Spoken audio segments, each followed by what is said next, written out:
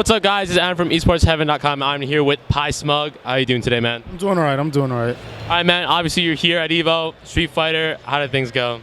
Everything is going fine so far. I'm in winners. I made it out of my pools. Okay. Anything rough in the pools? Any things in the matches that of note?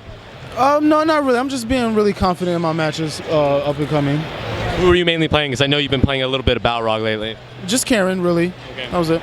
Are you planning on switching over to Balrog, or are you kind of doing a dual main right now? Yeah. Well, right now I'm still gonna be maining Karen, but I will practice with Balrog. Right. So obviously in Street Fighter 4, mainly known for an amazing Dudley, probably the best Dudley in the world, and one of the only well-known ones. When Street Fighter 5, obviously he's not there. What about Karen attracted you to her character? Because she was the most similar to Dudley, I believe, and she's a fun character, so that's why I picked her. All right. Why do you feel like you're picking Balrog? Is it just the fun factor, or do you feel like you need to cover certain matchups for Karen? Well, I always liked Balrog because he used to be my main in vanilla Street Fighter 4. So now he's back in the game, so I gave him a try, and I like him. So we're moving forward at Evo right now. How confident are you feeling going to the tournament? Obviously, there's a lot of favorites: Takedo, Infiltration, Momochi, you name it. How are you feeling going against them and maybe taking the entire thing? No, it's always great to play them. You know, I'm not really like nervous of anybody, so it's just whoever I have to play, I'll play them. All right. You know, one thing I remember, I watched it. I saw how excited you were when you were on Cross Counter. What did that mean to you to be with them? I know how much you liked watching them and growing up with them and stuff like that. What did it mean to be invited out there, and to do that with them? I felt like it was an honor because I've been watching their series for years, and finally to get to be on their show, sit on their couch. Right. I always watch it, and I was always want to know how everything looked in person, and it was like a dream come true.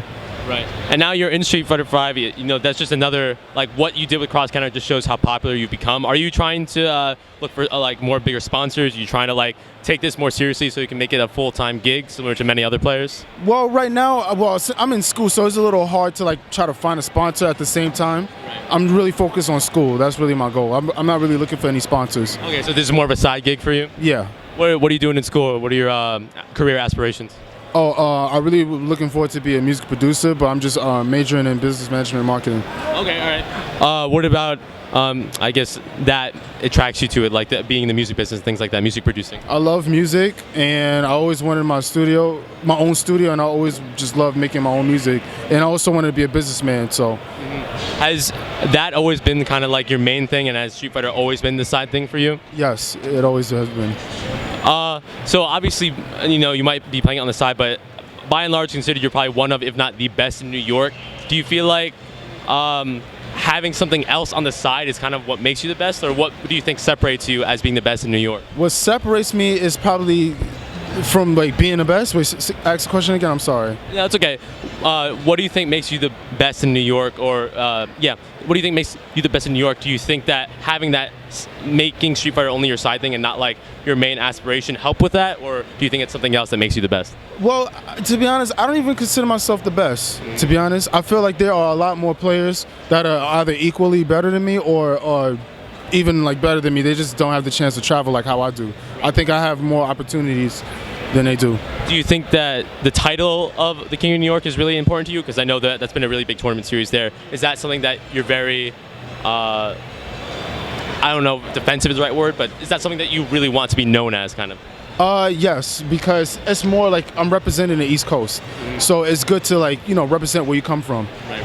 And being the reputation that you got from New York, you also got invited out to Japan for the Topanga League. What was that like, playing these long sets against some of the greatest players in the world in Asia, being an entire new country? Was it really hard for you to focus because you're in such a new environment, or did you level up a lot? Tell me about that experience. I actually had a lot more fun. I wasn't nervous at all. It was just that it's such a different experience. I've never been out of the continent, so I always wanted to go to Japan, and I finally got the opportunity to go. So when I went there, it's completely different than how it would be in America. Could you talk a little bit about those differences? What was it like playing against them? The main differences, maybe? The main differences is that mostly the Japanese, they play it for fun. Right. We usually play it, it's more of a game to us, I feel, but them, it's more just they love the game a lot more. So because of that, I think that's why they play a little better, because they do it for the love of the game. What did it surprise you? Like, well, the thing is, you do play on pad, so it might be a little bit difficult for you to go to the arcades themselves. But were you surprised at how high the general skill level was there compared to New York, or do you think that it's a little bit overhyped? No, it's not overhyped. I feel like since, well, it's only in Japan, so it's like a smaller community. Right. So, like, for example, everybody in America, we're all good, but we're just separated. So if we were all located in Las Vegas or wherever, we'll be just like Japan.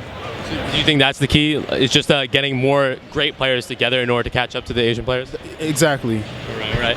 Now, we are here, and is your goal, even though you are in school, are you still trying to qualify for Capcom Cup? Are you still trying to be the best player in the world? Because you are, like, your main gig is trying to do this music producing, but what would you say your goal is in Street Fighter at this moment? My goal in Street Fighter is just have fun, and then if I win, cool. That's how I feel. I just do it just because it's like a hobby, you know. All right, man. I don't got anything else to say. Are there any words you want to say to your fans? It's my favorite colors. Shout outs you want to give? How can your fans follow you? Things like that. Okay, well, first of all, I want to give a special shout out to Trunks. Okay, that's like my idol. All right. Also, You're talking Trunks from Dragon Ball Z, or? No. It's like he's like the Daigo of Halo. Okay, I know you're watching. All right now. And also, you could follow me on Twitter. That is at Smug the Beast. My Instagram is also at Smug the Beast. And yeah. What about your stream? Oh, my stream is at Team Pie NYC. All caps. You gotta watch that stream, guys. I remember you maybe playing a little bit of Low Tier God, doing a little bit of dabs. I remember. It was good times. Yeah. All right, guys. Thank you so much for watching. Be sure to follow Smug, catch him on stream, and stay tuned to esportsheaven.com for more coverage of EVO 2016. We'll see you guys.